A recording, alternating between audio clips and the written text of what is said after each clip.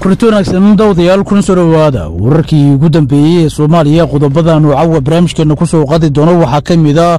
wararkii ugu dambeeyay Puntland oo guulo waaweyn ka gaartay dagaalka Daesh xubnihii ugu badnaa oo ajaaniba oo meedadkooda la soo bandhigay iyo Mareykanka oo xog cusub ka bixiyay qasaaraha baaxadda leh ee gaaray kooxda argagixisada Daesh duqeyntii ka dhacday Al-Miskaad haddaba waxaan idin wadaagi doonaa warar iyo macluumaad ku aadan maleeshiyadka Daesh ee ku dhumaalaysanaya dhulka buuraleyda ee gobolka Bari oo cashiro waaweyn oo la miilaabana lagu dhigay ciidamada Puntland geesiyaasha ah oo wado wali howlgallo qaatay 3 maalin oo xiriir ah isla markaasina ka dhana kooxda Daesh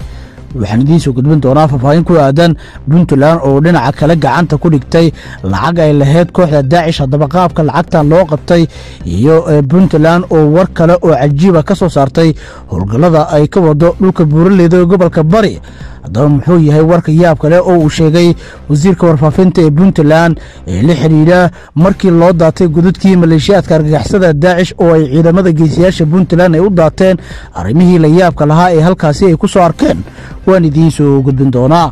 qodobada kale idin la wadaagi doono wararkeena ku daawad doontaan waxa ka mid noqon doono faahfaahinadii ugu dambeeyay Axmed Madoobe oo dowladda culus ku soo bandhigay degmo ka tirsan gobolka Gedo haddaba waa halkee goobta Axmed Madoobe uu ku soo bandhigay dowladtuskaasi iyo dowladda federaalka iyo maamulka Axmed Madoobe oo mar kale laga baqdan qaba in fooda isdaraan waan idin la wadaagi doonaa booliiska Soomaaliya waxa uu qaaday tallaabo culus kadib markii shalay dagaal qaraar uu ka dhacay magaalada Muqdisho haddaba sideebay wax u dhaceen waan idin la wadaagi doonaa wararkeena ayaadna ku daawad doontaan dabadaasi wixii nagu soo koraya daawad doontaan fadlan daawada haddii aad saaxiib nagu cusub nagu soo biir adigoo subscribe saaranaya barteen YouTube ka rukumanayo wararkeena iyo dhacdooyinka xiisaha leh oo goor walba halkan ku soo baahino waa hagaagan ku bilowno wararkeena sida ay ku waramayaan wararka naga soo gaaraya dhulka buuraleyda ee gobolka Bari ee buuraha Al-Miskaad ayaa waxay sheegayaan in ciidamada geesiyaasha ee Puntland halkaasi ay ka wadaan howlgallo culus oo nafuurnimo isla markaasina halka inta howlgalladu ay socdeen jab xoogan ay ku gaarsiiyeen dagaalyahanada kooxaha argagixisada ee Daesh ku dhumaalaysanaya godadka dhulka buuraleyda ah wararku waxay warinayaan in ciidamada geesiyaasha ee Puntland ay godadkooda ugu daateen maleeshiyadkii ugu badnaa ee kooxda Daesh isla markaasina ay halkaasi ay ku soo arkeen arrimo cajiib ah Puntland oo ka hadashay howlgalladii ugu dambeeyay ayaa tilmaamtay in guulo waaweyn laga gaaray isla markaasina qasaare baaxad lagu gaarsiiyay kooxda argagixisada ee Daesh oo ay ciidamada geesiyaasha Puntland halkaasi ay ugu dhigeen cashiro aan hore loo arag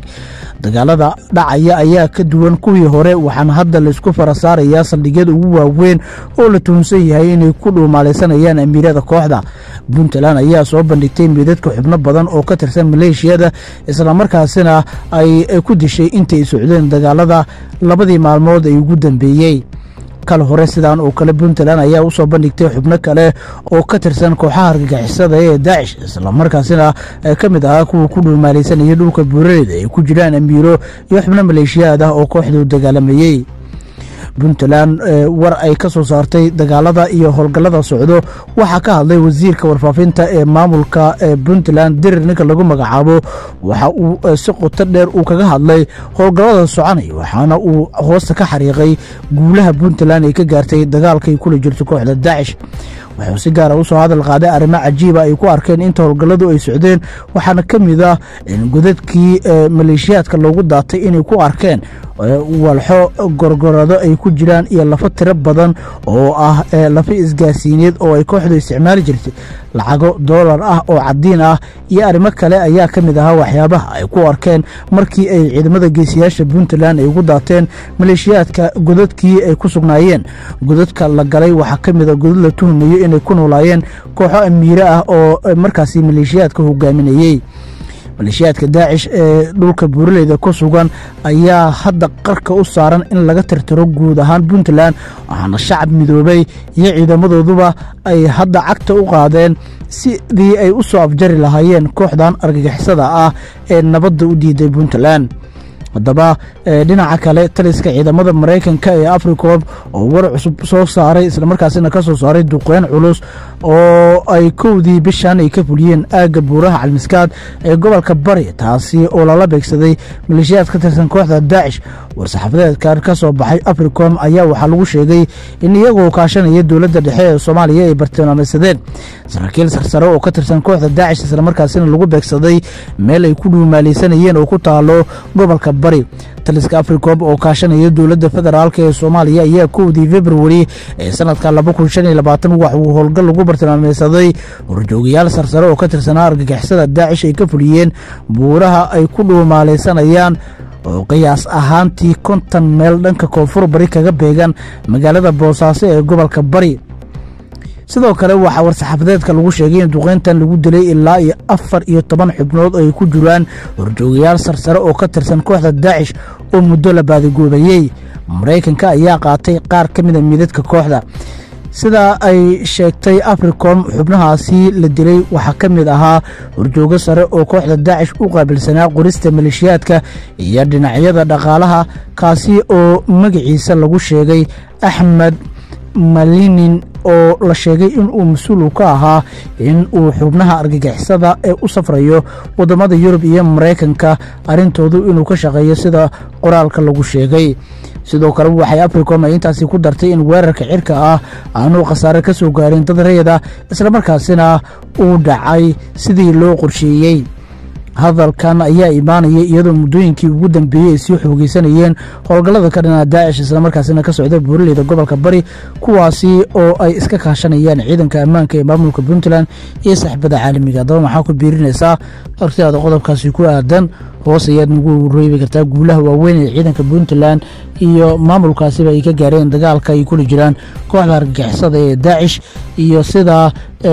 loo tirtirayo kooxda aagaga ay ka joogaan dhulka buuraleyda ah ee gobolka Bari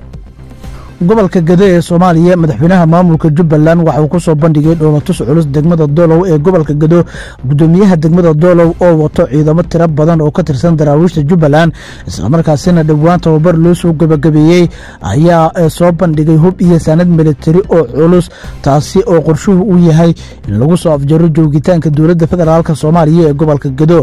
gudoomiyaha degmada Doolow ee gobolka Gado ee taabacsan Axmed Madoobe ayaa soo bandhigay hubkan iyo sanada military waxaana ay xogtu warinaysaa in hubka la soo bandhigay uu yahay hub culus kaasi oo Jubbaland aanay geenin gobolka Gado balse dhinaca kale ay ka heshay maamulka Jubbaland ee gaar ahaan mas'uuliyiintooda joogo degmada Doolow ee gobolka Gado dhinaca Itoobiya macluumaadku waxay warinayaan in gobolku ay ka taagan tahay xaalado iyo taagtaag kadib dhoolatuskan culus ee degmada Doolow ay ku soo bandhigeen ciidamada maamulka Jubbaland kala hore degmada Doolow waxa ka dhacay dagaal faraha lagu gurtay isla markaasina lagu jabiyay ciidanka Jubbaland balse mar dambo garab ka helay ciidanka Itoobiya hadda Jubbaland waxay diyaarsatay cudud ciidan oo xoog leh isla markaasina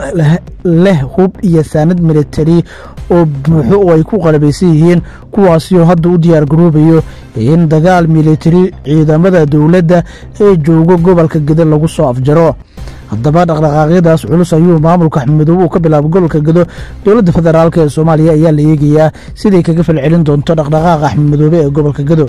dhinaca kale booliiska Soomaaliya waxa uu qaaday talaabo culus kadib dagaal qaraar oo shalay ka dhacay magaalada caasimadda taliska ciidanka booliiska Soomaaliyeed ayaa maanta faafayn dheeri ka bixiyay dagaalka dhinkii dambe ee shalay ka dhacay gudaha degmada Cabdilcaziz ee gobolka Banaadir kaas oo u dhaxeeyay booliiska iyo rag kale oo hubeysan oo ku sugnaa guri laga dhisay waaxda Nero ee degmadaasi afhayeenka booliiska Soomaaliya aadan xasan oo waa Cabdifataax aadan xasan oo shirjilad u qabtay wariyaasha ayaa soo bandhigay hub ay soo qabteen ciidanka amniga kadib dagaalkii dhacay ee ka dhacay degmada Cabdilcaziz waxaana uu tilmaamay in la soo xiray 3 eedeysane 4 kalena ay baxsadeen Cabdifataax ayaa shaaca ka qaaday in ciidamada booliiska oo fulinayay amar ka soo baxay maxkamadda ay soo weerareen kooxdaasi oo la soo abaabulay sida uu hadalku dhigay taliska ciidanka booliiska Soomaaliyeed gaar ahaan saldhigga degmada Cabdilcaziz oo fulinaya amar maxkamadeed ayaa waxa soo weeraray koox abaabulan oo dana gaar ah leh oo raba in ay si sharci darro ku dhistaan dhul ayuu yiri afhayeenka ciidanka booliiska Soomaaliya. waxa kale oo uu tilmaamay inay haatan ay socoto baaris isla markaasina maleeshiyaadka geystay falkan uu hogaaminayo nin ka tirsan booliiska lagula xisaabtami doono khasaarihii ka dhashay ee dagaalkaasi. afhayeenka booliiska ayaa sidoo kale u digay cid kasta oo isku dayda inay ka hortimaado sharciga, isaga oo ku goodiyay inay ka qaadi doonaan tallaabo adag oo sharci ah. haddaba aragtida qodobkaasi ku aadan hoos ayaad noogu reebi kartaa. wararkeenana waa naga tan